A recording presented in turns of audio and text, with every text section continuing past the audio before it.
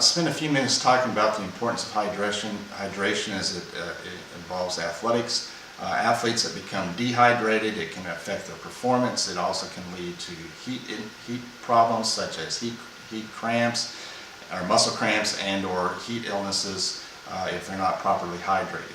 Probably the sports we see the most problem with hydration is probably football. You have a lot of athletes with a lot of clothing on. We're starting in the heat, some of the hottest parts of the summer with that. And that's probably the sport we see the most problem, but we also see problems with in some of our running sports and in some of our sports that involve weight loss. Sometimes they use dehydration as a form of weight loss, which can lead to problems. It is important to stay well hydrated, make sure you're drinking plenty of fluids both before, during, and after practice. You need to stay away from caffeine drinks, alcohol drinks. Both of those are diuretics, which can cause you to lose fluid rather than to retain fluid. So it's important. And waters, you can use water. You can also use some of the sports drinks to help maintain proper hydration.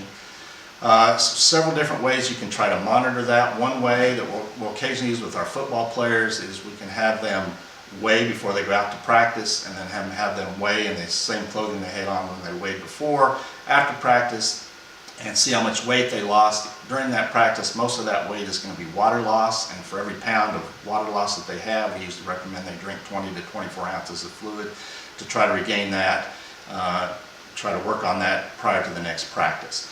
Another way is to monitor the color of your urine.